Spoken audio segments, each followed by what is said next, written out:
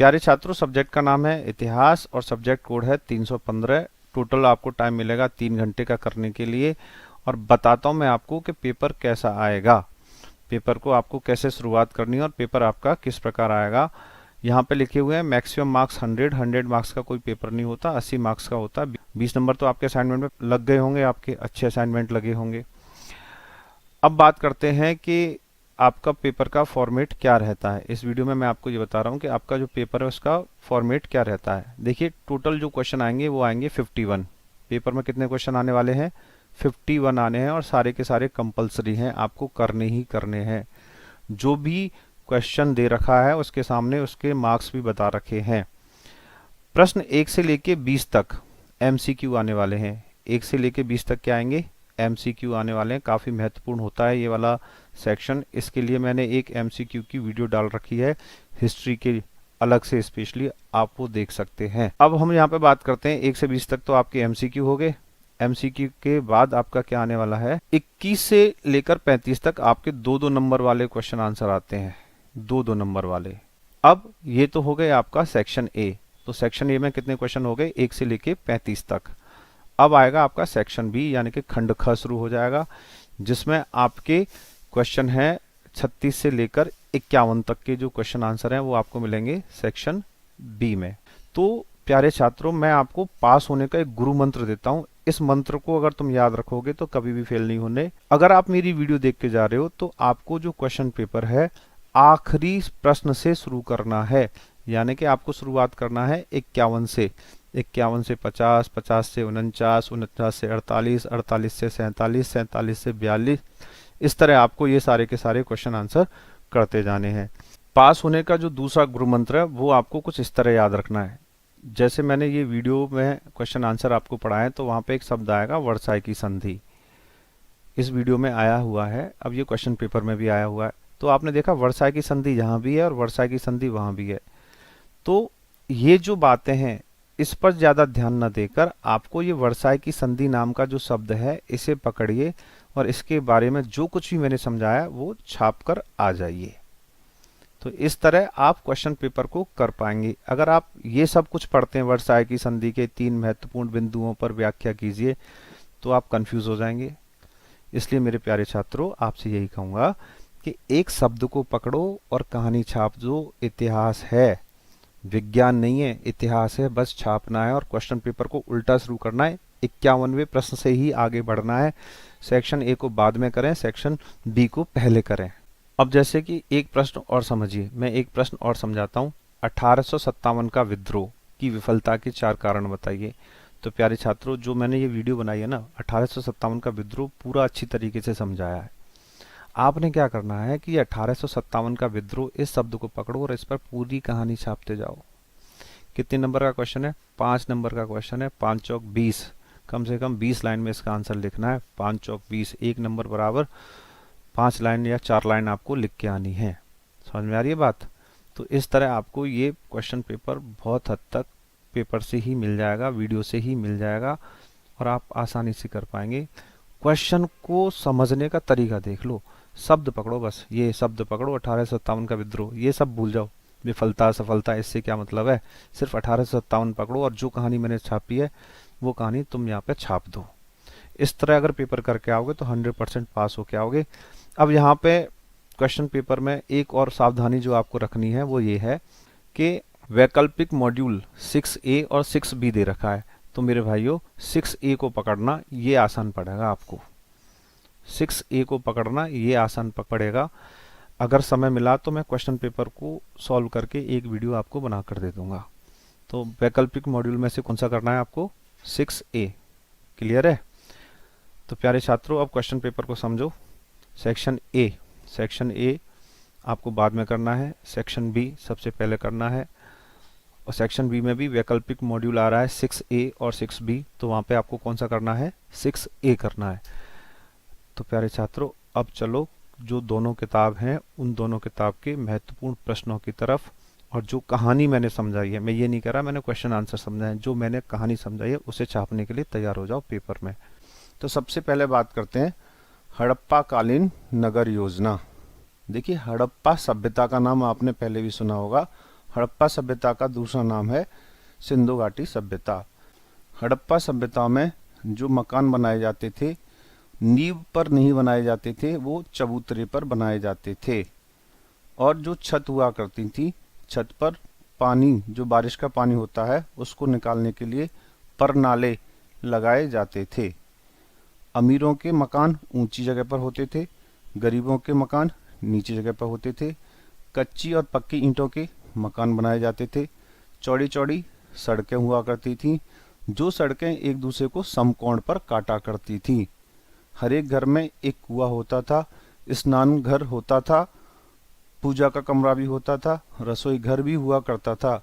2 मंजिला मकान भी बनाए जाते थे। जो अमीर लोग हुआ करते थे वो 2 मंजिल के मकान भी बनाया करते थे। सड़कें काफी साफ सुथरी हुआ करती थी।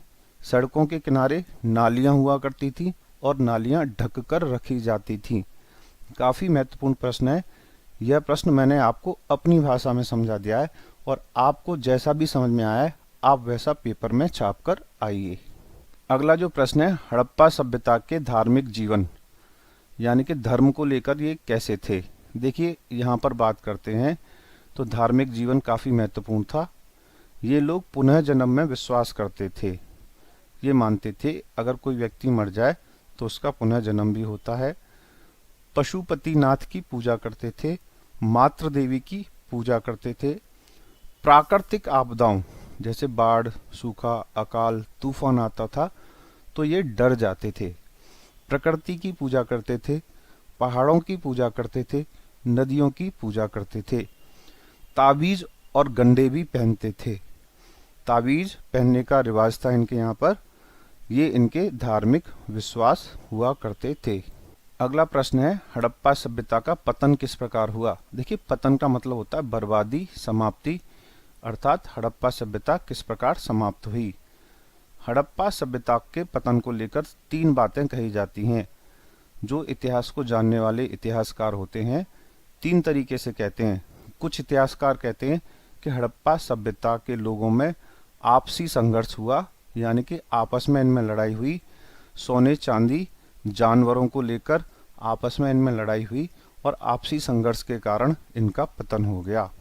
कुछ इतिहासकार मानते हैं कि हड़प्पा सभ्यता में कोई प्राकृतिक आपदा आई और ये लोग प्राकृतिक आपदा अर्थात बाढ़, तूफान, अकाल और सूखे की वजह से नष्ट हो गए। और कुछ इतिहासकारों का मानना है कि आर्य लोग यहाँ पर आए और आर्य लोगों ने इन पर आक्रमण किया और आर्य लोगों ने इस सभ्यता को नष्ट कर दिया। तो ये थे हड़प्पा सभ्यता के पतन के कारण। अब इस पाठ में आपने 3 महत्वपूर्ण प्रश्न पढ़े। हड़प्पा कालीन नगर योजना, इसको एक बार फिर समझ लीजिए। चौड़ी चौड़ी सड़कें, गहरी गहरी नालियां, हर एक घर में कुआं, स्नान घर, नालियों को ढक के रखा जाता था। अमीरों के मकान पक्की ईंटों के, गरीबों के मकान कच्ची ईंटों के, 2 मंजिला मकान। धार्मिक जीवन, भूत प्रेतों में विश्वास करते थे, पुनर्जन्म में विश्वास करते थे, पशुपतिनाथ की पूजा करते थे, मातृ देवी की पूजा करते थे। पतन यानी कि नष्ट, आपसी संघर्ष, प्राकृतिक आपदा और आर्यों का आक्रमण। तो ये हो गया आपका पाठ नंबर 3 और उसके महत्वपूर्ण प्रश्न। प्यारे छात्रों, अब चलते हैं पाठ नंबर 4 की तरफ। पाठ नंबर 4 में पहला प्रश्न है, आर्य कौन थे। देखिए आर्य का मतलब होता है श्रेष्ठ। ऐसा कहा जाता है हिंदू धर्म को मानने वाले और उनके पूर्वज आर्य थे। वो कहाँ से आए थे? सप्त सिंधु प्रदेश से वो आए थे यहाँ पर भारत भूमि पर।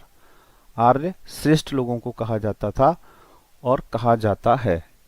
ऐसा माना जाता है कि सारे जो हिंदू हैं, जो सनातन को मानते हैं, उनके पूर्वज आर्य थे और ये सप्त सिंधु प्रदेश से हमारे यहाँ पर यानी कि भारत भूमि में आए थे। अब बात करते हैं वैदिक काल में ब्राह्मण कैसे इतने महत्वपूर्ण बन गए थे। देखिए वैदिक काल मतलब वेदों का दौर, जब वेद पढ़ाए जाते थे, जो 4 वेद थे उनके हिसाब से जीवन जिया जाता था।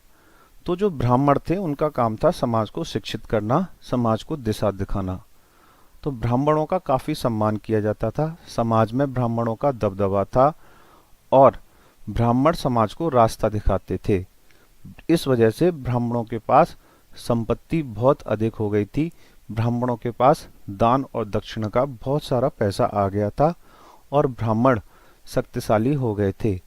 यहाँ तक कि जो राजा महाराजा हुआ करते थे वो भी ब्राह्मणों का बहुत सम्मान करते थे।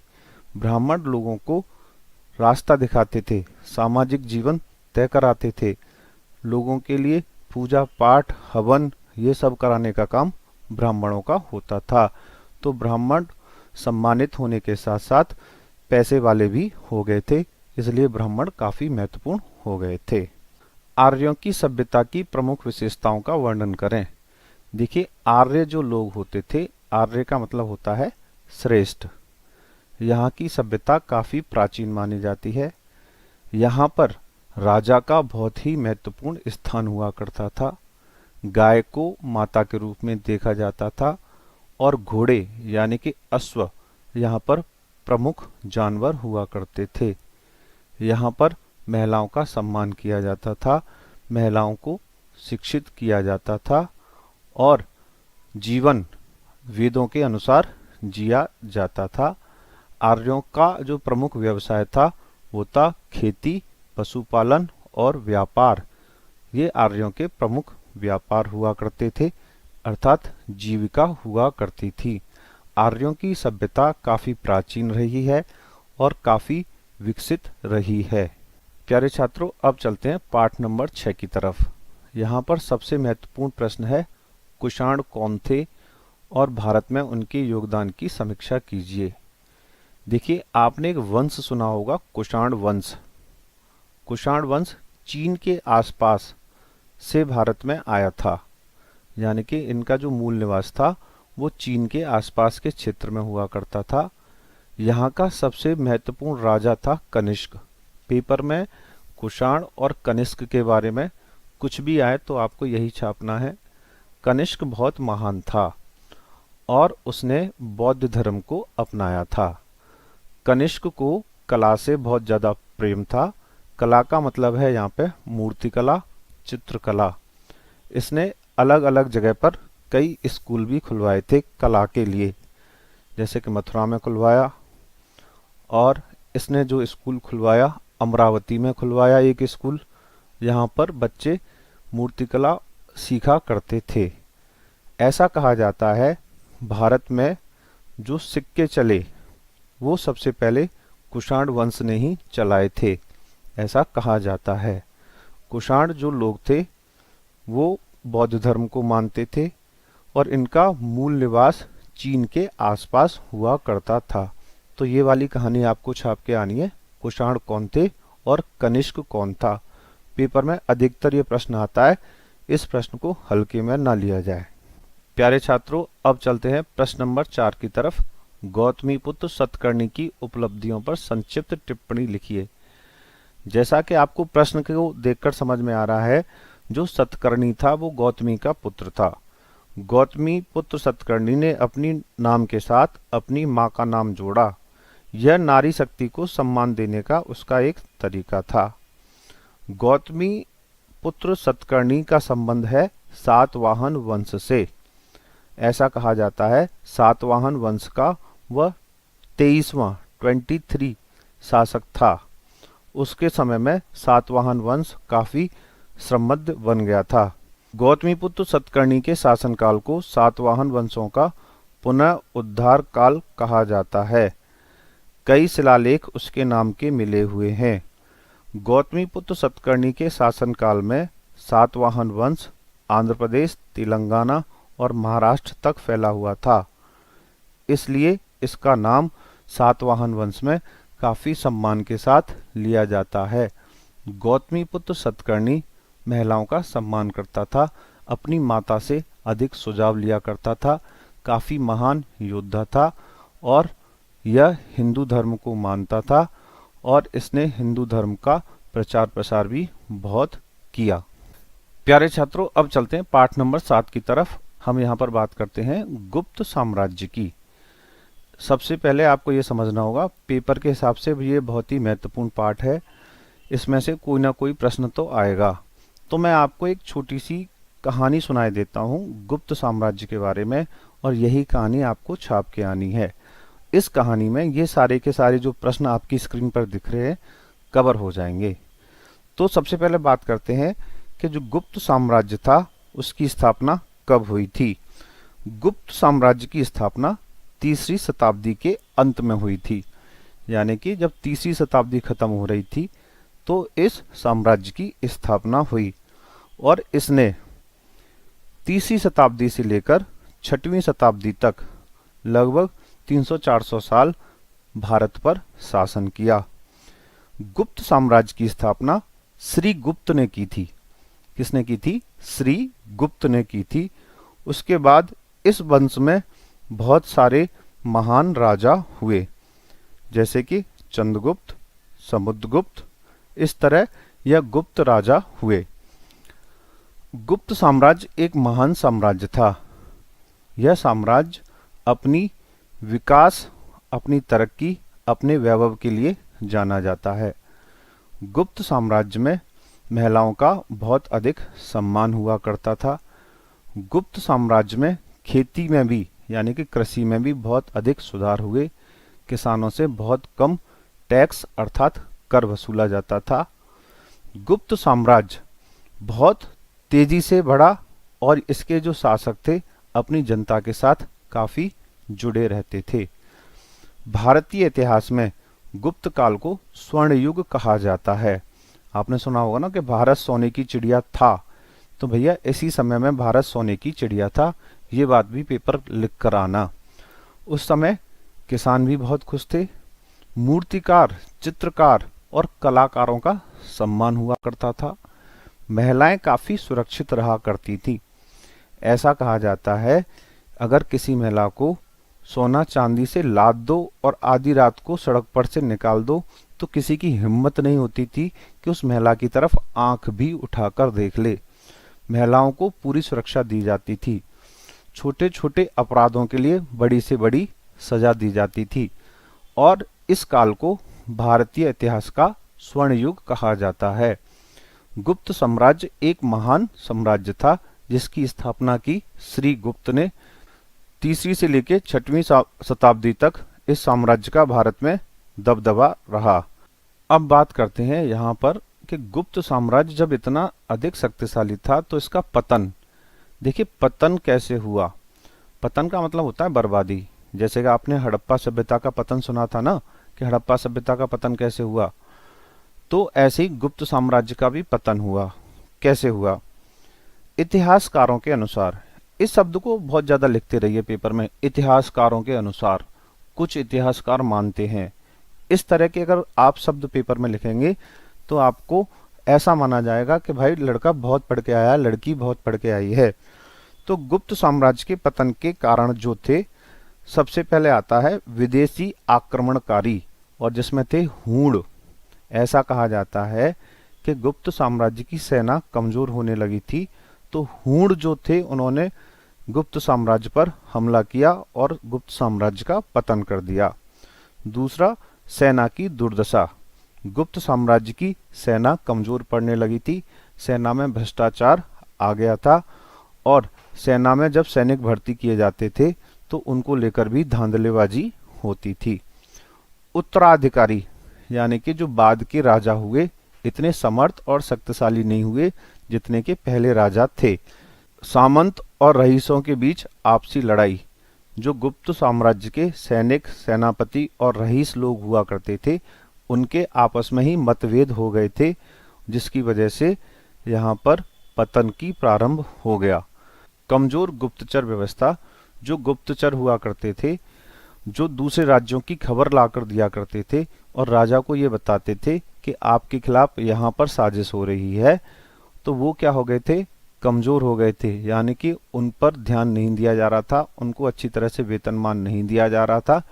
तो गुप्तचर व्यवस्था के कमजोर होने के कारण इतना विशाल गुप्त साम्राज्य क्या हो गया? पतन हो गया। तो ये है महत्वपूर्ण प्रश्न और इसका आंसर। अब चलते हैं पाठ नंबर 9 और उसके महत्वपूर्ण प्रश्न की तरफ। तो सबसे पहला महत्वपूर्ण प्रश्न है, महमूद गजनी कौन था और उसने भारत पर आक्रमण क्यों किए? देखिए भारत पर आक्रमण यानी कि हमला, अच्छा जर्नली सोचिए, आपको अगर कहा जाए तो भारत पर हमला क्यों किए गए तो आपका क्या जवाब होगा? मैं आपको ये बताना चाहूंगा, भारत की संपत्ति सोना चांदी हीरे मोती को लूटने के लिए, जो भारत के अंदर अथाह दौलत थी, सोना था चांदी थी हीरे थे मोती थे, उसको लूटने के लिए महमूद गजनी ने भारत पर हमला किया। ये तो हो गया कि भारत पर आक्रमण क्यों किए। अब बात करते हैं वो था कौन। महमूद गजनी ने भारत पर 17 बार हमला किया। गजनी, जो गजनी जगह थी यानी कि अफगानिस्तान, अफगानिस्तान का राजा था, उसने भारत पर हमला करने वाला पहला तुर्की था। यानी कि महमूद गजनी जो था वो पहला तुर्की था जिसने भारत पर हमला किया था। महमूद गजनी ने भारत की संपत्ति को हासिल करने के लिए 17 बार हमला किए और इसने यहाँ पर मंदिरों को लूटा। इसको पता था कि भारत में जो सोना चांदी है वो अधिकतर मंदिरों के पास है। इसने कांगड़ा, मथुरा, ज्वालामुखी जैसे मंदिरों को नष्ट कर दिया और यहाँ पर इसने बहुत भयंकर नरसंहार किया। इसने बहुत ज्यादा लोगों को मारा और उनका अपहरण भी कर लिया। महमूद जो गजनी था वह अपने हमले में इसलिए सफल हुआ क्योंकि भारत के जो राजा थे उसमें आपसी फूट थी और महमूद गजनी यह बात अच्छी तरह से जानता था। अफगानिस्तान से आया और 17 बार भारत के मंदिरों को लूटा, यहाँ से सोना चांदी लूट कर ले गया। तो भैया मैं कहूँगा महमूद गजनी एक लुटेरा था, हत्यारा था, जिसने हिंदुओं के मंदिरों को लूटा और हिंदुओं को बहुत ही बड़ी संख्या में मारा और जो अफगानिस्तान से आया था और 17 बार इसने भारत पर हमला किया। अगला जो प्रश्न बता रहा हूँ यह काफी महत्वपूर्ण है। अलाउद्दीन खिलजी और बाजार सुधार या बाजार नियंत्रण, बहुत ही महत्वपूर्ण प्रश्न है पेपर की दृष्टि से, आप जरा गौर फरमाइए। अलाउद्दीन खिलजी कौन था और उसके बाजार सुधार क्या थे? अलाउद्दीन खिलजी खिलजी वंश से था। किस वंश में आता है? खिलजी वंश में आता है और इसने अपने ससुर की हत्या की। ससुर का नाम था जलालुद्दीन खिलजी और साम्राज्य पर कब्जा किया। अलाउद्दीन खिलजी बहुत ही महत्वाकांक्षी था, उसके पास बहुत बड़ी सेना थी। तो उसने सोचा कि भाई इतनी बड़ी सेना है, इसको नियंत्रित करने के लिए मुझे क्या करना होगा, जो वस्तु हैं उनकी कीमतों पर नियंत्रण करना होगा। तो इसने क्या किया, बाजार पर नियंत्रण करना सोचा। जो बाजार हुआ करता था बोला कि इसे अपने कंट्रोल में रखूंगा। तो इसने 3 तरह के बाजार बनवाए। एक बाजार बनवाया अनाज के लिए। इसने कहा कि भाई एक ऐसा बाजार बनाओ जिसमें अनाज खरीदा जाएगा और बेचा जाएगा। एक बाजार बनाया इसने जानवरों के लिए, जिसमें जानवर खरीदे जाते थे और बेचे जाते थे और दास यानी कि गुलाम लोगों को खरीदा और बेचा जाता था। और तीसरा जो बाजार बनाया सोना चांदी हीरे और मोतियों के लिए। तो अलाउद्दीन खिलजी ने 3 तरह के बाजार बनवाए। यह बहुत ही महत्वपूर्ण प्रश्न है, बार बार बोल रहा हूँ, याद रखना। और इसने हर एक बाजार में अपने गुप्तचर छोड़ दिए और कहा कि अगर कोई भी व्यापारी जरूरत से ज्यादा कीमत वसूले तो उसको सजा दी जाएगी। और इसने कहा अगर कोई व्यापारी या दुकानदार कम तोलता है तो उसका उतना ही मांस उसके शरीर से कटवा लेना।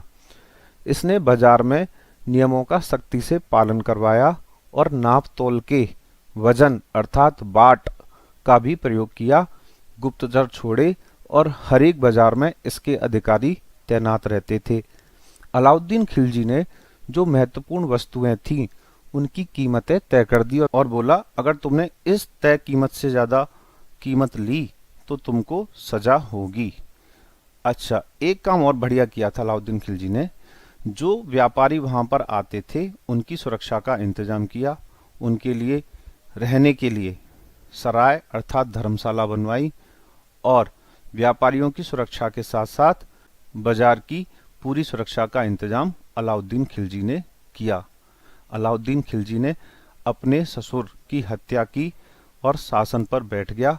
वह बहुत ही महत्वाकांक्षी था, दिल्ली में उसका शासन था और यह भी हिंदुओं का विरोधी था, कट्टर था। इसने भी धर्म के नाम पर लोगों को मारा। उन्होंने हिंदुओं के खिलाफ भेदभाव किया और हिंदुओं पर तरह तरह के टैक्स लगाए, जैसे कि जजिया कर, चराई कर और घर यानी कि हाउस टैक्स भी इसने लगाया। अलाउद्दीन खिलजी ने राजपूतों के साथ भी कई बार युद्ध किया। रणथंभौर, चित्तौड़ पर इसने कब्जा किया। लेकिन अलाउद्दीन खिलजी ने मंगोल यानी कि जो मंगोल आक्रमणकारी थे उससे दिल्ली को बचाया। तो ये सब आपको लिख कर आना है अलाउद्दीन खिलजी के बारे में। 3 तरह के बाजार, अनाज का बाजार, जानवर और गुलामों का बाजार और महंगी वस्तुएं, सोना चांदी का बाजार। यह अलाउद्दीन खिलजी ने बाजार सुधार किए और बाजारों में गुप्तचर छोड़े और व्यापारियों की रक्षा की और जो अनाज या खाने पीने की चीजें थी उनकी कीमतें तय कर दी अलाउद्दीन खिलजी ने। अब बात करते हैं मोहम्मद तुगलक। तीसरा और महत्वपूर्ण प्रश्न है इस पाठ का। तीनों ही प्रश्न काफी महत्वपूर्ण है। मोहम्मद तुगलक का पूरा नाम है मोहम्मद बिन तुगलक। इसको इतिहास में पागल और सन की बादशाह के नाम से जाना जाता है। इंसान तो ये काफी पढ़ा लिखा था, योग्य था और फैसले भी अच्छा लेता था, लेकिन इसकी किस्मत ही खराब थी, तो इसे इतिहास में पनौती बादशाह के नाम से भी जाना जाता है। तो सबसे पहले बात करते हैं राजधानी परिवर्तन। दिल्ली इसकी राजधानी थी। इसने सोचा भाई अब दिल्ली की वो राजधानी छोड़ देते हैं और दिल्ली की राजधानी को कहाँ ले जाते हैं, अब औरंगाबाद। तो इसने अपने सिपाहियों को, सेनापतियों को आदेश दिया कि भाई चलो औरंगाबाद चलते हैं। अब इसने ये फैसला किया, गर्मी के समय में किया। गर्मी बहुत भयंकर पड़ रही थी, आने जाने में बहुत सारे लोगों की मौत हो गई। ये दौलताबाद अच्छी तरह से पहुंच भी नहीं पाया था, तो इसने दोबारा फैसला किया चलो भाई दिल्ली वापस चलते हैं। यानी कि मूर्खता की हद पार करते हुए इसने राजधानी परिवर्तन का निर्णय लिया और इसमें इसका बहुत सारा खर्चा आया और बहुत सारे अपने लोगों की इसकी मौत हो गई। मोहम्मद बिन तुगलक का दूसरा जो फैसला था वो था प्रतीकात्मक मुद्रा, यानी कि इसके यहाँ पे चलते थे सोने के सिक्के। अब सोना काफी महंगा हो गया, तो इसने कहा लोगों से कि काम करो भाई, अब आप तांबे के सिक्के चलेंगे। तो इसने सोने के सिक्के बंद करवाकर तांबे के सिक्के चलाना प्रारंभ कर दिया। लोगों ने अपने घर में नकली तांबे के सिक्के छापना शुरू कर दिया। अब बाजार में हर जगह नकली सिक्के आ गए, तो इसने कहा कि भाई जिसके पास तांबे के सिक्के हैं वो तांबे के सिक्के वापस कर दो और मुझसे सोने के सिक्के ले लो। लोगों ने अपने नकली सिक्के इसको बेवकूफ बनाकर इसके खजाने में पेल दिए भाई। अब इस वजह से इसका क्या हो गया, खजाना हो गया खाली। तो ये जो इसके फैसले थे प्रतीकात्मक मुद्रा और राजधानी परिवर्तन का, दोनों ही काफी महत्वपूर्ण फैसले थे, लेकिन दोनों ही फैसले इसके गलत साबित हुए और मूर्खतापूर्ण फैसले साबित हुए। किसके? मोहम्मद बिन तुगलक, जिसको इतिहास का पागल और सन की बादशाह के नाम से भी जाना जाता है। तो ये 3 जो प्रश्न है ना काफी महत्वपूर्ण है इस पाठ में। मोहम्मद बिन तुगलक के जो निर्णय थे वो दोनों, राजधानी परिवर्तन और प्रतीकात्मक मुद्रा, अलाउद्दीन खिलजी के बाजार सुधार, और महमूद गजनी कौन था, अफगानिस्तान से आया था, भारत पे आक्रमण किया था, मंदिरों को लूटा था, 17 बार हमला किया था, सारा कुछ लूट लूट के ले गया और इसकी वजह बनी भारत के राजाओं का आपसी मतभेद, आपसी फूट का फायदा उठाया और भारत को कंगाल करके चला गया। अब मैं आपको थोड़ा जल्दी जल्दी पढ़ाऊंगा क्योंकि प्रश्न ज़्यादा हैं, 2-2, 3-3 प्रश्न हैं, तो वीडियो काफ़ी लंबी हो जाएगी। तो बस आप कहानी की तरह सुनते रहिए और छापने की कोशिश करिएगा। प्यारे छात्रों, अब चलते हैं पाठ नंबर 10 की तरफ। औरंगजेब और राजपूत।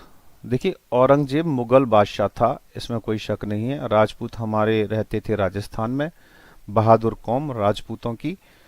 तो औरंगजेब और राजपूतों के संबंध कभी अच्छे नहीं रहे। औरंगजेब राजपूतों को दबाना चाहता था, युद्ध के माध्यम से हराना चाहता था, और आप जानते हैं राजपूत दबते नहीं है। तो औरंगजेब ने राजपूतों के साथ युद्ध लड़े। अगर हम दूसरी तरफ बात करते हैं, औरंगजेब से पहले था अकबर। अकबर काफी समझदार था, उसने यह तय कर लिया था कि भाई राजपूतों को दबाया तो नहीं जा सकता, लेकिन इसके साथ शादी संबंध करके इनको अपने पक्ष में शामिल किया जा सकता है। तो अकबर और औरंगजेब में यही अंतर था। औरंगजेब ने युद्ध का सहारा लिया और अकबर ने शादी संबंध का सहारा लिया। औरंगजेब हमेशा राजपूतों से लड़ता ही रहा। औरंगजेब का सारा जीवन लड़ाई में निकल गया। औरंगजेब के अजीबोगरीब फैसले की वजह से उसका जीवन युद्ध में निकला, खजाना खाली हो गया।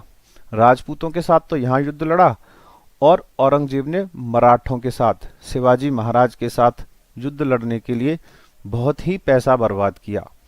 जैसा कि आप जानते हैं, मराठे कहाँ पर थे, शिवाजी महाराज का गढ़ कहाँ पे था, दक्षिण भारत में था। ठीक है जी। तो औरंगजेब ने मराठों से युद्ध करने के लिए अपने कई सारे सेनापति भेजे। कई बार वो सफल भी हुआ, कई बार वो असफल भी हुआ और उसने काफी समय तक मराठों से युद्ध किया, जिसके कारण उसकी तबीयत भी खराब हुई, दिल्ली के खजाने पर भी असर पड़ा और अंत में औरंगजेब को भी यह बात समझ में आ गई कि भाई मराठों को नियंत्रण में नहीं लिया जा सकता और वो दिल्ली वापस आ गया। तो मराठों ने औरंगजेब को हराया, इसमें कोई शक नहीं है।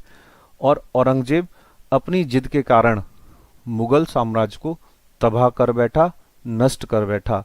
तो यहाँ पर दोनों प्रश्न अगर आपको दिखते हैं तो लगभग लगभग एक सा ही आंसर होगा कि औरंगजेब जो काम प्यार मोहब्बत के साथ कर सकता था वो कर नहीं पाया। राजपूतों को भी प्यार मोहब्बत से नहीं अपने पक्ष में कर पाया और मराठों के साथ तो हमेशा ही उसका 36 का आंकड़ा रहा। औरंगजेब की युद्ध लड़ने की जो सनक थी, जिसके कारण दिल्ली सल्तनत, मुगल वंश क्या हो गया, नष्ट हो गया, तबाह हो गया, खजाना खाली हो गया, जगह जगह विद्रोह होने लगे। तो यह आपको लिख के आना है औरंगजेब के बारे में।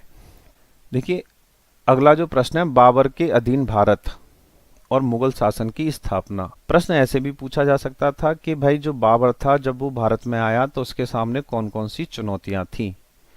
बाबर जब भारत में आया तो उसके सामने सबसे बड़ी चुनौती थी राजपूत।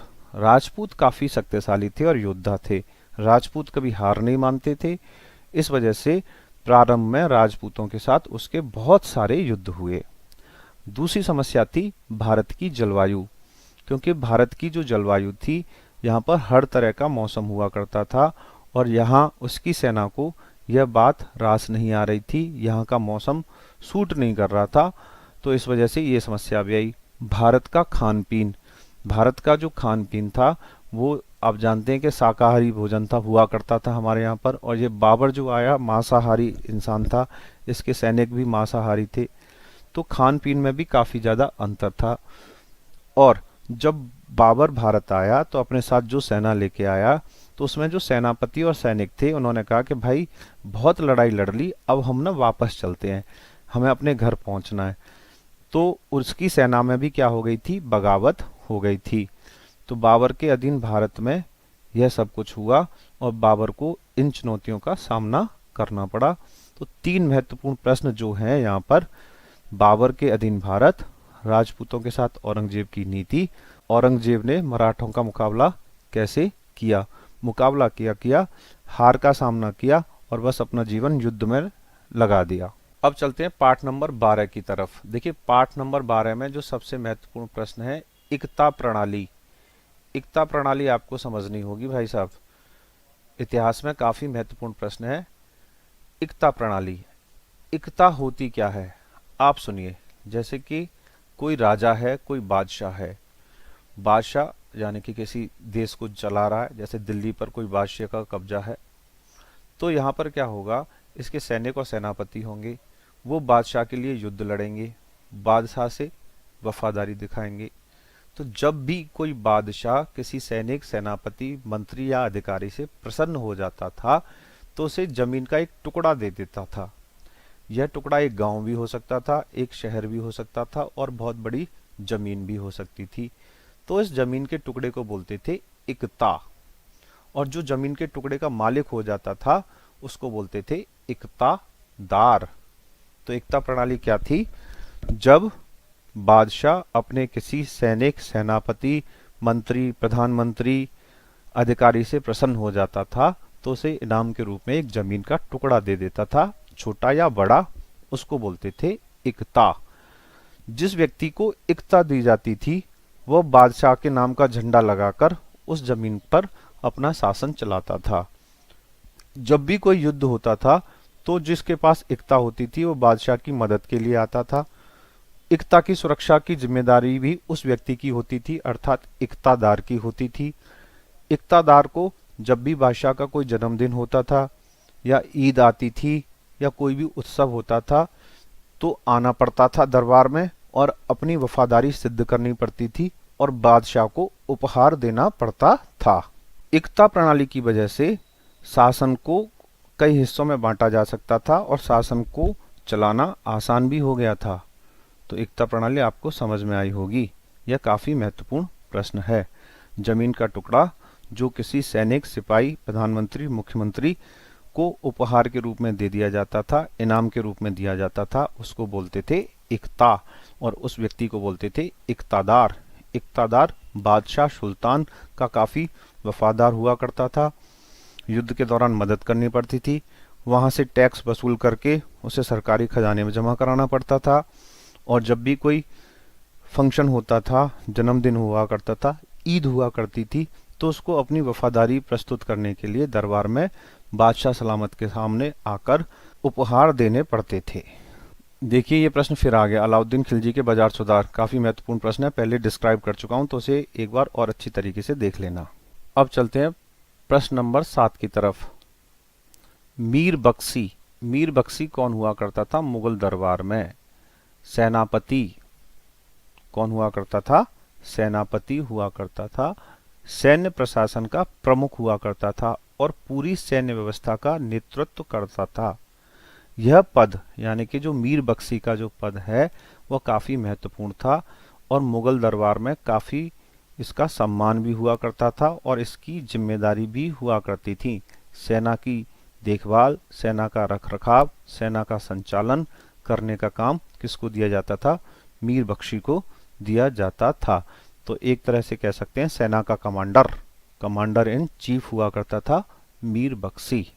अब बात करते हैं दीवाने कुल। देखिए दीवाने कुल क्या होता था? मुगल दरबार में जो फाइनेंस मिनिस्टर अर्थात जो वित्त मंत्री हुआ करता था उसको बोला जाता था दीवाने कुल। समझ में आया? पैसे का जो हिसाब किताब रखता था, खजाने की जो देखभाल करता था, खजाने के जो रिकॉर्ड रखा करता था, उस सब को बोला करते थे दीवाने कुल। तो दीवाने कुल एक ऐसा पद था, एक ऐसा अधिकारी हुआ करता था जो पैसे से संबंधित सारे लेन देन देखा करता था मुगल दरबार में, और मीर बख्शी था जो सेना से संबंधित काम को देखा करता था। दोनों ही महत्वपूर्ण पद हुआ करते थे। अब आ जाओ जी पार्ट नंबर 14 की तरफ। यहाँ पर चलते हैं अमीर खुसरो कौन था। देखिए अमीर खुसरो जो था एक सूफी था, सूफी संत था, कवि था, संगीतकार था और विद्वान था, यानी कि मल्टी टैलेंटेड इंसान था। उसका जन्म हुआ था 1253 में, उत्तर प्रदेश के पटियाली में हुआ था। उसका जो असली नाम था वो था अबुल हसन और जो खुसरो नाम है उसको बाद में दिया गया। उसको अरबी भाषा, संस्कृत भाषा और हिंदी भाषा का बहुत अच्छा ज्ञान था। हजरत निजामुद्दीन औलिया का शिष्य था और उसने गजल की शुरुआत करी थी और उन्हें भारत की आवाज के नाम से भी जाना जाता था। उसने बहुत सारे शेर लिखे, शायरी लिखी, गजल लिखी, सूफीवाद को मानता था। तो ये हो गया अमीर खुसरो। और उसको कव्वाली का जनक यानी कि फादर ऑफ कव्वाली भी कहा जाता था। कई भाषाओं का ज्ञान था, मल्टी टैलेंटेड आदमी था भाई अमीर खुसरो। अब आ जाओ जी सूफी शिक्षा, सूफीवाद। ये भी एक महत्वपूर्ण प्रश्न आ जाता है, कई प्रकार से आ जाता है। तो सूफीवाद या सूफी शिक्षा या भारत में सूफीवाद का प्रचार प्रसार कैसे हुआ, तो समझ लीजिए आप सूफीवाद को समझ लीजिए, बाकी सारी कहानी इसी पर छाप देना। देखो अगर आप हिंदू हो तो मंदिर जाते हो, मुसलमान हो तो मस्जिद जाते हो पूजा पाठ के लिए, लेकिन अगर आप सूफीवाद को मानते हो तो आप दरगाह पे जाते हो, जैसे कि दिल्ली में हजरत निजामुद्दीन की दरगाह। सूफी वाले जो होते हैं अपने जो पीर होता है, पीर यानी कि गुरु की दरगाह यानी कि गुरु के दरबार में जाते हैं। यहाँ पर कव्वाली होती हैं। जो लोग सूफीवाद को मानते हैं और सूफीवाद में विश्वास करते हैं वो दौलत से, धन से, संपत्ति से दूर रहते हैं। सूफीवाद एक जरिया है अपने आप को अपने भगवान से, अपने पीर से जोड़ने का। सूफीवाद, समझ में आ रहा है आपको सूफीवाद? तो सूफी गाने भी सुने होंगे आपने बहुत सारे, सूफी गजल भी सुनी होंगी आपने। अगर आप दिल्ली में रहते हैं तो आपने सुना होगा सब हजरत निजामुद्दीन की दरगाह। तो सूफी वाले जो कहते थे कि धन तो ज्यादा इकट्ठा नहीं करना है, सूफीवाद वाले जो होते थे रहस्यमय हुआ करते थे, अपने गुरु की जो सेवा करते थे उनके दरबार में यानी कि दरगाह पर सेवा करते थे। तो ये है सूफीवाद। सूफीवाद भारत में काफी ज्यादा फैल चुका है और पहले भी फैल चुका था। तो जब भी प्रश्न सूफीवाद से आए तो आपको यह सब कुछ लिखकर आना है। अब चलते हैं पार्ट नंबर 16 की तरफ, और यहाँ पर भी प्रश्न है। लॉर्ड वेलेस्ली और सहायक संधि, समझ रहे हैं? लॉर्ड वेलेस्ली एक अंग्रेज अधिकारी था और सहायक संधि क्या थी ये समझ लीजिए। तो सहायक संधि भारतीय राजाओं को बेवकूफ बनाने का एक तरीका था भाई। ये लॉर्ड वेलेस्ली था, भारतीय राजाओं के पास गया और इसने कहा कि भाई मैं आपकी सहायता करूंगा, अगर आपसे कोई युद्ध करेगा तो आपकी जगह मैं युद्ध करूंगा और इसके बदले आपको एक निश्चित राशि लगभग 1 लाख रुपए वार्षिक हमें देनी पड़ेगी। यानी कि सहायता के नाम पर इसने क्या कर ली, संधि कर ली, दिमाग लगाया भाई इसने, लॉर्ड वेलेस्ली ने। अब इसने संधि तो कर ली, धीरे धीरे इसने कई सारी राजाओं से संधि कर ली और उनसे कहा कि आपको अपने राज्य में हमारी एक सैनिक टुकड़ी भी रखनी पड़ेगी और उन सैनिकों का खर्चा भी आप उठाएंगे। और बाद में इसने कह दिया कि जिसने हमसे संधि की है अगर वो आपस में एक दूसरे से लड़ेंगे तो ये संधि को तोड़ा हुआ माना जाएगा। तो सीधी बात, लॉर्ड वेलेस्ली ने ब्रिटिश शक्ति का विस्तार करने के लिए सहायक संधि की और सहायता के नाम पर भारतीय राजाओं से पैसे हड़पे, एक तरह से कह सकते हैं दूसरी भाषा में चौथ वसूल की इसने। इसने कहा कि भाई प्रोटेक्शन मनी लूंगा मैं आपसे। तो ये थी लॉर्ड वेलेस्ली की सहायक संधि। अब भाई दूसरा अंग्रेज डलहौजी, इसकी थी राज्य हड़प नीति। डलहौजी की राज्य हड़प नीति। इसने क्या कहा, इसने उन भारतीय राजाओं के पास गया जिनकी कोई भी संतान नहीं थी, जैसे कि हम बात करते हैं झांसी की रानी, और उनसे कहा कि भाई आपके कोई संतान नहीं है इसलिए आपका राज्य हमारे राज्य में शामिल कर लिया जाता है। समझ रहे हैं आप? डलहौजी ने ऐसे भारतीय राजा जिनकी कोई संतान नहीं थी, जिनको वंश को बढ़ाने वाला कोई नहीं था, उनका राज्य हड़पने के लिए डलहौजी ने राज्य हड़प नीति प्रारंभ की।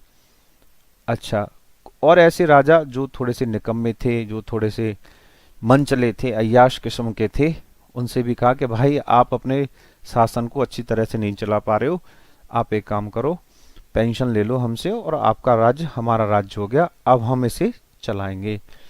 तो ऐसे राजा या रानी जिनके कोई संतान नहीं थी, इस डलहौजी ने अपने राज्य में जबरदस्ती शामिल कर लिया और लॉर्ड वेलेस्ली ने सहायता के नाम पर राजा महाराजाओं को बेवकूफ बनाया। अब आ जाओ जी अगला महत्वपूर्ण प्रश्न, आर्य समाज। आर्य समाज क्या है, इसने कौन कौन से मुद्दे उठाए, इसके संस्थापक कौन थे? तो आर्य समाज की जो स्थापना थी स्वामी दयानंद सरस्वती ने की थी। याद रखिएगा, स्वामी दयानंद सरस्वती ने आर्य समाज की स्थापना की थी। देखिए, आर्य का मतलब होता है नोबल यानी कि श्रेष्ठ, और उन्होंने समाज में बहुत सारे मुद्दे उठाए। आर्य समाज में जो स्वामी दयानंद सरस्वती हुए संस्थापक, उन्होंने लोगों को बहुत सारी अच्छी अच्छी शिक्षाएं दी।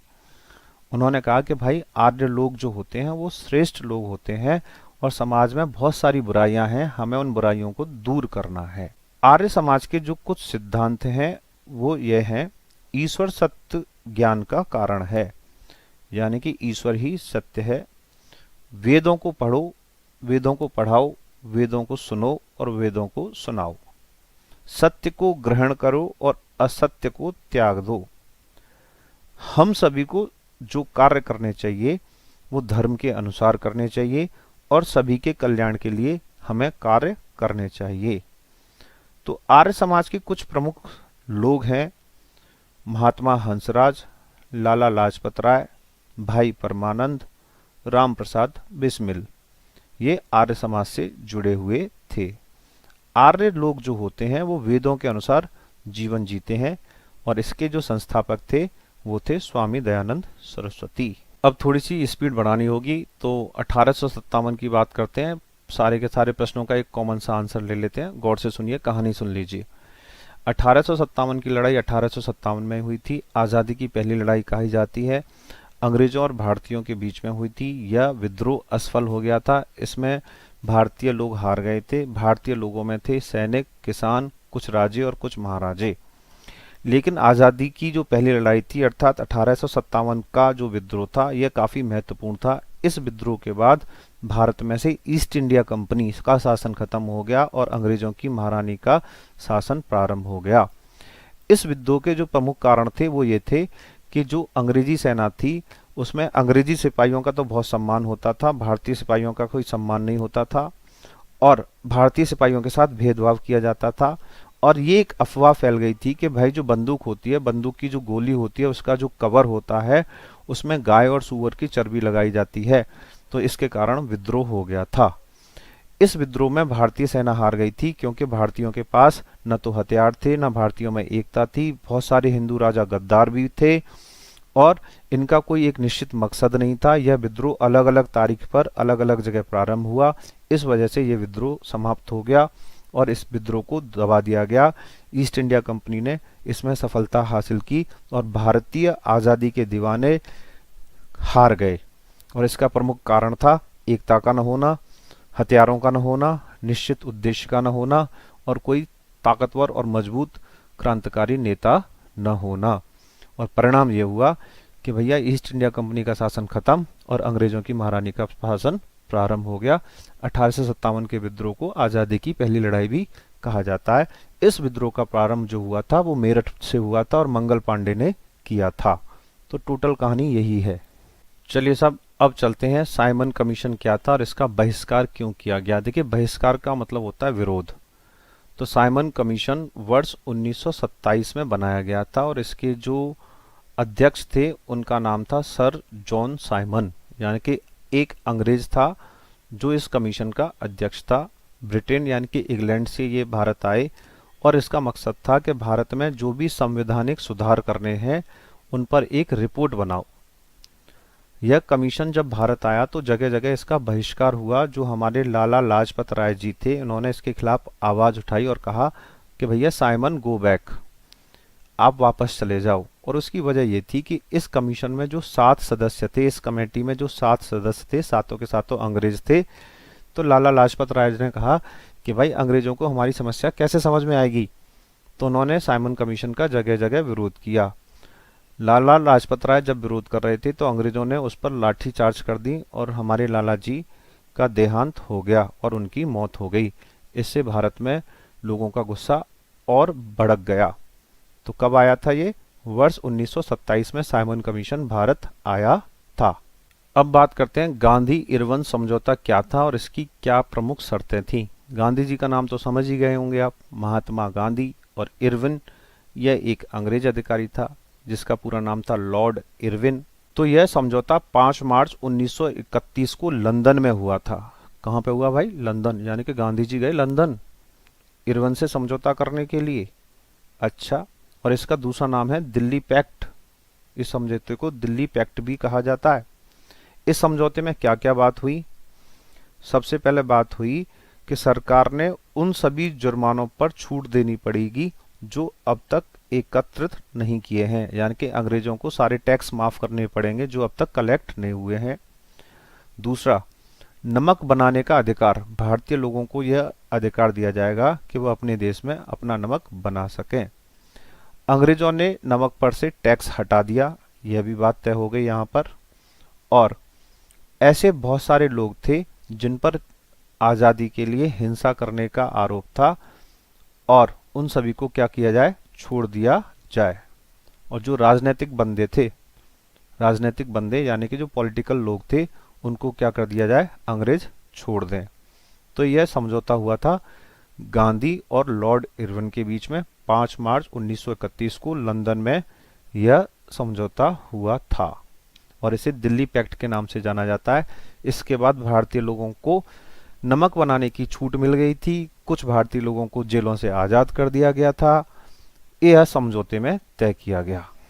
पाठ नंबर 23 में बात करते हैं जार, रूस, रूस की क्रांति, 1915 1917, सब कुछ समझ लो एक ही बार में। तो जार एक निकम्मा तानाशाह राजा था रूस के अंदर। जार था एक निकम्मा और तानाशाह अय्याश राजा था रूस के अंदर। तो भैया वर्ष 1917 में वहां पे हुआ विद्रोह। जो जनता थी उसने कर दिया जार के खिलाफ में विद्रोह। जनता इतने जोश में आ गई, जनता इतने रोष में आ गई कि उन्होंने जार को सत्ता से हटा दिया और जार को उन्होंने मार दिया और रूस में हुई लोकतंत्र की स्थापना। जार जो था बहुत ही निकम्मा था, अय्याश था, किसानों पर अत्याचार करता था, सेना पर अत्याचार करता था और जार के जो अधिकारी थे वो भी जार की तरह भ्रष्ट थे।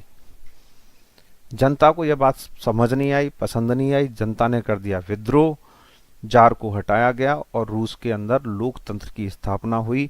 इसे रूस की क्रांति के नाम से जाना जाता है और जार का जो शासन था वह खत्म कर दिया गया। किसान बहुत नाराज थे, बहुत ज्यादा टैक्स लेता था किसानों से। भाई किसानों पर तरह तरह के अत्याचार होते थे, रूस के अंदर बहुत भ्रष्टाचार था।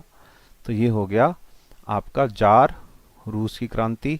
अब देख लो पाठ नंबर 24 का ये वाला प्रश्न, वर्साई की संधि के क्या प्रावधान थे और इसने दूसरे युद्ध के बीज बोए। देखो जैसे भारत में दिल्ली एक जगह है, ऐसी वर्साई एक जगह है। यहाँ पर प्रथम विश्व युद्ध के बाद क्या हुआ, समझौता हुआ ऐसे देश जो जीते हुए थे और हारे हुए थे, यानी कि विजेता देश और जो हारने वाले देश के बीच में एक समझौता हुआ वर्साई में, तो उसे बोला गया वर्साई की संधि। अब हारे हुए देश कौन से थे, जर्मनी और इटली हारे हुए देश थे, जीते हुए देश थे हमारे ब्रिटेन। तो भैया इन्होंने क्या किया, जो जीते हुए और शक्तिशाली देश थे, इन्होंने जो हारे हुए देश थे उनकी बहुत सारी जमीन अपने कब्जे में ले ली, उनकी सेना को कम कर दिया, उनकी जो हथियार थे वो भी ले लिए, कोयले, लोहे और सोने की जो खदानें थीं वो भी ले लिए। तो वर्साई की संधि एक अपमान थी। ऐसे देश जो प्रथम विश्व युद्ध में हारे थे, जर्मनी और इटली जैसे देश, उनका ये क्या थी, अपमान थी वर्साई की संधि। और इस संधि ने दूसरे युद्ध के बीज बो दिए। देखो भाई संधि वो होती है जिसमें दोनों पक्ष संतुष्ट हों, लेकिन वर्साई की संधि तो एक तमाचा था हारे हुए देशों के गाल पर। तो इसने दूसरे विश्व युद्ध के क्या बो दिए, बीज बो दिए। इस तरह की कहानी आपको लिखने आनी है। जो जीते हुए देश थे उन्होंने क्या किया, हारे हुए देशों की जमीन पर कब्जा कर लिया, सेना पे कब्जा कर लिया, जो भी पानी के जहाज थे वो भी कब्जे में कर लिए, खान, लोहे की खान, सोने की खान, पेट्रोल, कोयला, सब कुछ अपने कब्जे में ले लिया और भारी बोझ लाद दिया, टैक्स लगा दिया, जुर्माना लगा दिया और कहा कि भाई जो युद्ध में नुकसान हुआ है उसका भरपाई तुम लोग करोगे। तो वर्साई की संधि एक संधि न होकर क्या थी, एक अपमान थी। और यो द्वितीय विश्व युद्ध जो हुआ उसके बीज इस संधि में बो दिए गए थे। अब चलते हैं शीत युद्ध। देखो शीत का मतलब होता है ठंडा, यानी कि कोल्ड, कोल्ड वॉर। अब तुम कहोगे युद्ध है तो ठंडा कैसे होगा, तो मैं आपको पहले बताता हूँ। शीत युद्ध जो हुआ था वर्ष 1945 से लेके 1991 तक हुआ था। 1945 टू 1991 हुआ था, अमेरिका और सोवियत संघ के बीच में हुआ था। इस युद्ध में अमेरिका की जीत हुई थी, सोवियत संघ की हार हुई थी शीत युद्ध में। वर्ष 1945 से लेकर वर्ष 1991 तक का जो युद्ध हुआ था उसको कहा जाता है शीत युद्ध। भाई वास्तव में ये युद्ध था ही नहीं, कोई भी खून खराबा नहीं हुआ, कोई भी हथियार नहीं चले। तो तुम बोलोगे भाई ये युद्ध कैसा था, ये था वर्चस्व, वर्चस्व यानी कि बातचीत, प्रभाव और दबदबे का युद्ध था। एक महाशक्ति अमेरिका, दूसरी महाशक्ति रूस को क्या करना चाहती थी, नीचा दिखाना चाहती थी। सोवियत संघ जिसका नाम उस समय रूस था, क्या करना चाहती थी, नीचा दिखाना चाहती थी। तो शीत युद्ध में कोई भी हथियार नहीं चला। 1945 से 1991 तक अमेरिका की जीत हुई, सोवियत संघ की हार हुई। बातचीत का युद्ध था, वर्चस्व का युद्ध था। एक महाशक्ति दूसरी महाशक्ति को नीचा दिखाना चाहती थी, ये आप छाप के आ जाना। शीत युद्ध में वेदांत क्या था, जब शीत युद्ध हो रहा था 1945 से लेके 1991 तक, तो एक ऐसा काल आया, एक ऐसा टाइम आया, दोनों महाशक्तियों को लगा कि भाई अब हमें ये शीत युद्ध रोक देना चाहिए, इस बहसबाजी को रोक देनी चाहिए। तो शांति का जो दौर था, शांति का जो दौर था, शीत युद्ध के दौरान शांति का जो दौर था जिसमें दोनों महाशक्तियों के संबंध आपस में सुधरने लगे थे, उसको बोला जाता है देदांत। नया शीत युद्ध क्या था? जब देदांत खत्म हो गया तो शीत युद्ध दोबारा से प्रारंभ हो गया। देदांत जब खत्म हो गया तो शीत युद्ध दोबारा से प्रारंभ हो गया, तो उसे बोला जाता है नव शीत युद्ध। तो शीत युद्ध, देदांत, और ये बात छाप के आ जाना नव शीत युद्ध में। देखिए अगला जो महत्वपूर्ण प्रश्न है वो ये है, बर्लिन नाकाबंदी क्या है? देखिए बर्लिन एक शहर है, ये आप जानते हैं।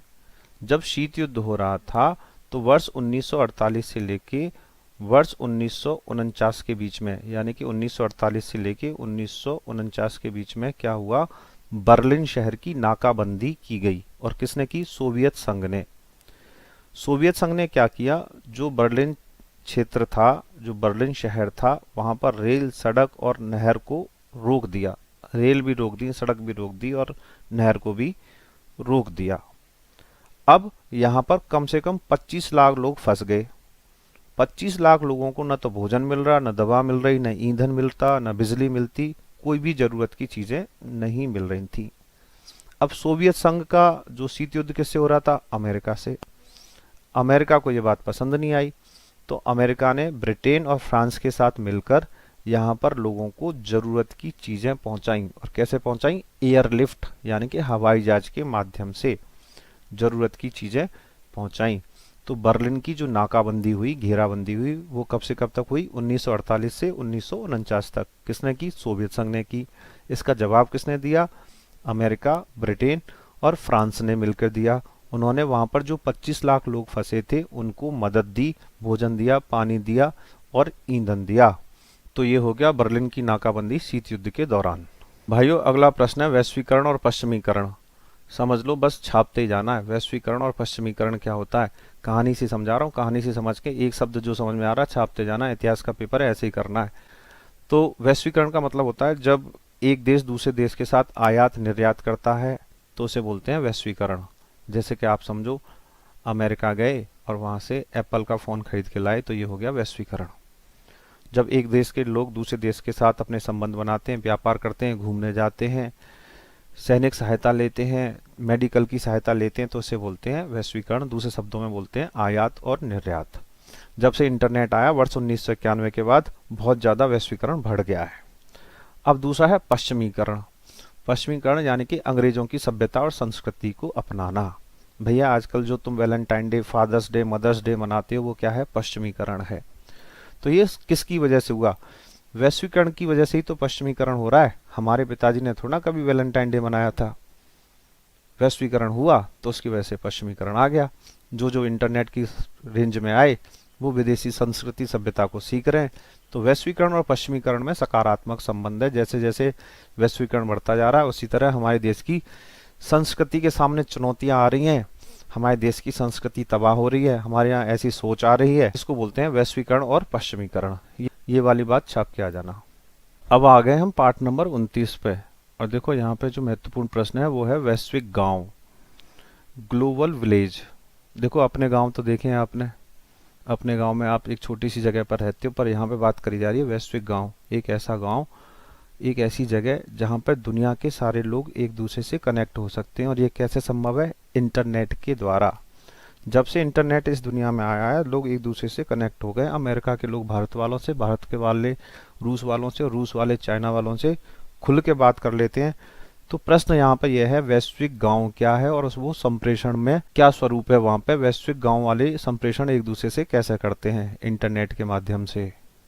दुनिया छोटी हो गई है, लोग कहीं से कहीं पहुंच जाते हैं, किसी से भी बात कर लेते हैं। दुनिया एक छोटा सा गांव बन गई है, यह कहलाता है वैश्विक गांव। और ये कैसे संभव हुआ है? संप्रेषण के माध्यम से, इंटरनेट के माध्यम से। साधारण गांव तो अपना गांव है जहां पर लोग एक दूसरे से कनेक्ट होते हैं, राम राम श्याम श्याम करते हैं, गुड मॉर्निंग गुड नाइट करते हैं।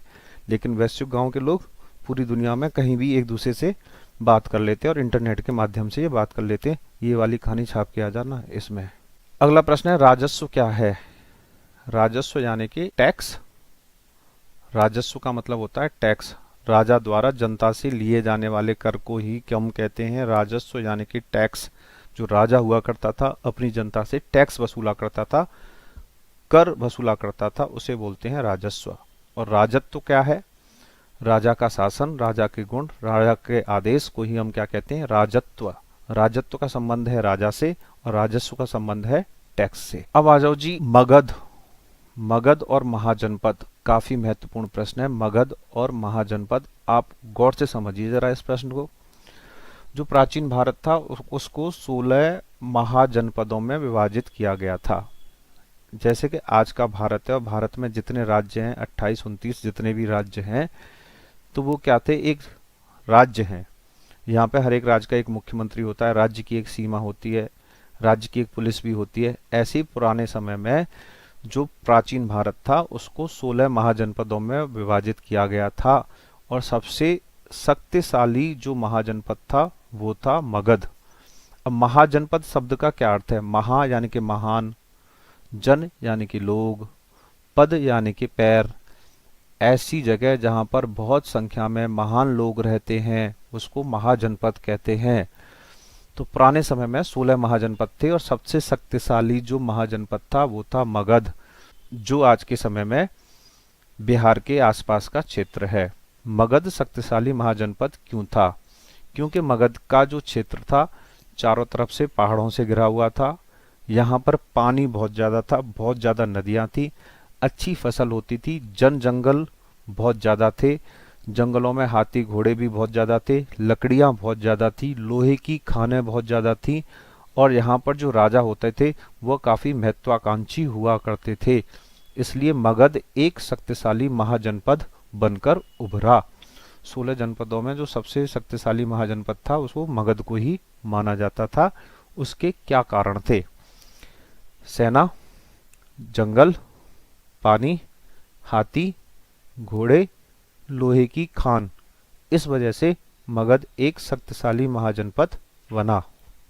अब बात करते हैं बहुत ही महत्वपूर्ण प्रश्न की, लगभग पेपर में आना ही है। चोल प्रशासन, चोल साम्राज्य। देखिए जो चोल प्रशासन था वो दक्षिण भारत का एक राजवंश था। दक्षिण भारत में चोल राजवंश था जिसने 9वीं शताब्दी से लेकर 13वीं शताब्दी के बीच में बहुत ही दमदार तरीके से हिंदू साम्राज्य का निर्माण किया, 9वीं से लेकर 13वीं शताब्दी तक। अगर हम यहाँ पे बात करते हैं कौन कौन सी भाषा बोली जाती थी, तो तमिल और संस्कृत भाषा बोली जाती थी और यहाँ की जो राजधानी थी वो थी तंजावुर गंगकोकड़े चोलपुरम। यहाँ के जो लोग थे वो हिंदू थे। यहाँ का जो सबसे दमदार शासक था वो माना जाता है विजयालय चोल और बाद में जो शासक हुआ राजेंद्र चोल। यह शासन काफी महत्वपूर्ण था। चोल शब्द को लिया गया है कोल से, ऐसा कहा जाता है। चोल शब्द है उसको कोल से लिया गया है और चोलम से भी लिया गया है। तो चोल जो प्रशासन है वो दक्षिण भारत का प्रशासन था। काफी महत्वपूर्ण प्रश्न है। चोल साम्राज्य दक्षिण भारत का एक महान साम्राज्य था जिसने भारत में 9वीं शताब्दी से लेकर 13वीं शताब्दी तक शासन किया। यह एक हिंदू साम्राज्य था और शक्तिशाली साम्राज्य था। चोल प्रशासन में जो भाषा बोली जाती थी वो बोली जाती थी तमिल और संस्कृत। कौन कौन सी भाषा बोली जाती थी? तमिल और संस्कृत। यहाँ के लोग हिंदू थे और यहाँ पर हिंदू धर्म को बढ़ावा देने के लिए बहुत सारे काम किए गए थे चोल प्रशासन द्वारा या चोल साम्राज्य में। चोल साम्राज्य की बात करते हैं तो यहाँ के जो राजा महाराजा हुए थे काफी ताकतवर राजा महाराजा हुए और काफी विद्वान राजा महाराजा हुए। यहाँ पर जो प्रशासन हुआ करता था केंद्रीय प्रशासन, प्रांतीय प्रशासन और स्थानीय प्रशासन हुआ करता था। यहाँ पर मंत्री, सेनापति, प्रधानमंत्री बहुत ताकतवर, विद्वान और वफादार हुआ करते थे। जो प्रशासन की सबसे छोटी इकाई थी वो हुआ करती थी गांव। क्या थी? गांव। सबसे छोटी जो इकाई थी वो गांव माना जाता था, वहां पर स्थानीय प्रशासन हुआ जाता था। और चोल प्रशासन में गांव को कहते थे कुर्रम। क्या कहते थे? कुर्रम। जो गांव का जो समूह होता था उसे कहते थे कुर्रम। चोल प्रशासन तुंगभद्रा नदी के आसपास था। कौन सी नदी?